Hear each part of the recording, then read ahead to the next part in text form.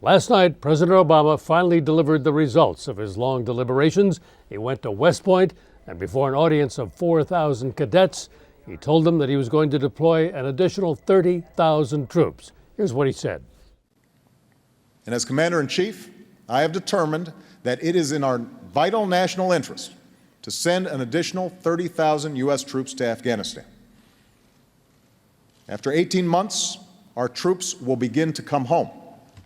I'm joined by the New York Times' David Sanger and by CBS News political consultant Marc Ambinder to discuss the president's strategy. Gentlemen, seemed as though there were a couple of messages last night. One is, I'm going to send more troops, but I'm going to bring them back in about 18 months, or start bringing them back. And who were the audiences, and how did those messages conflict? I think there were several messages and several audiences here. Obviously, in the domestic audiences, the president was speaking not only to the entire nation and to the cadets in front of him, but to a Democratic Party that clearly does not want, by and large, to send these troops. So that was why he needed the message that he was bringing them home. There was also an international audience to this, though. He had to be talking to the Afghans and to the Pakistanis. And of course, every time they hear the "we're coming home" message, they assume that the United States is going to abandon them the way we did in 1989 after the Soviets pulled out of Afghanistan. So they already feel there's a history here. Sure. So there are multiple messages, multiple audiences, and you can't satisfy all of them. And Senator McCain in particular, and others as well, have said, well, you're just telling the Taliban, hang out, boys, don't worry, we'll be gone in a little while. The administration's response to that is what McCain then is suggesting essentially is an indefinite commitment to Afghanistan. And in some ways, the point of the mixed messages is to put a little pressure on the leaders of Afghanistan, a sense that they, while they will certainly rely on the U.S. for aid and advice and assistance, they can't rely on the U.S. military for an extended period of time. The phrase that Obama used to describe this was, "We want to be partners, not patrons." And he said this can't be open-ended. Right. So there is a sense that if Afghan leaders are anxious and are expressing anxiety at the notion that the U.S. is going to begin to withdraw troops in a certain period of time, for the Obama administration, this is a sign that they are getting the message, they're accepting a little bit of the pressure. This is the theory anyway. But there's a lot of debate about whether the Afghans can ever really come together as a nation rather than as a group of tribes and function as a unit to clear out their own country. Well, not only do they have to come together, but they have to come together essentially in 18 months if the president can then begin the transition out that he envisions.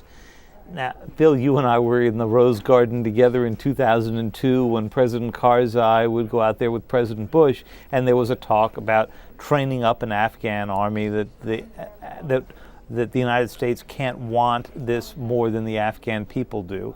Well, here we are. We are now 7 years later, and the process of retraining the Afghan army is starting all over again. So it seems to me that there is a reason to be skeptical here. There's certainly a reason to be skeptical about the ability to do this job in the time frame he has described. Now, if you were listening on the Hill this morning, the most interesting thing was they were saying, well, the transition just begins in 2011, right, but no one would say how long it would take or what pace it would proceed. That's the message. Long tail. The slope could be, could be years. It could be years. And that was the message from the White House. Marc, talk about the political straddle that the president has here. Well, I think the biggest political challenge is, as David mentioned, we've heard this argument before. The American people have heard this argument for 6.5, 7 years. They've heard different iterations of it, and every time the president said, we have a new strategy, we're going to have the Afghan army stand up so that we can stand down, various iterations of that argument in Iraq. So there's a sense of simply fatigue on behalf of the American people. I think some of that also dovetails with the general anxiety that people feel about the economy and the idea that we're going to be committing a lot of blood and treasure to a far-off country where the goals are still a little bit there. With his own party, though, even though the president campaigned on doing exactly, essentially, what he said he would do and what he did yesterday, the fact remains is that the core of Obama's identity to many people in his base who were early supporters are that of an anti-war Obama who opposed the Iraq War, opposed the consensus. And now, before we have to go, I want to get to Pakistan. Pakistan was mentioned, David, last night, but almost in passing. Yeah, we're going to encourage them, we're going to help them out, but in fact, as we know, the Taliban and the Al-Qaeda leadership is hiding out in Pakistan. And so is the Taliban leadership for the Afghan Taliban. They are commanding the forces that are attacking American troops from Pakistani territory. The reason the president couldn't talk about Pakistan, Bill, was really twofold.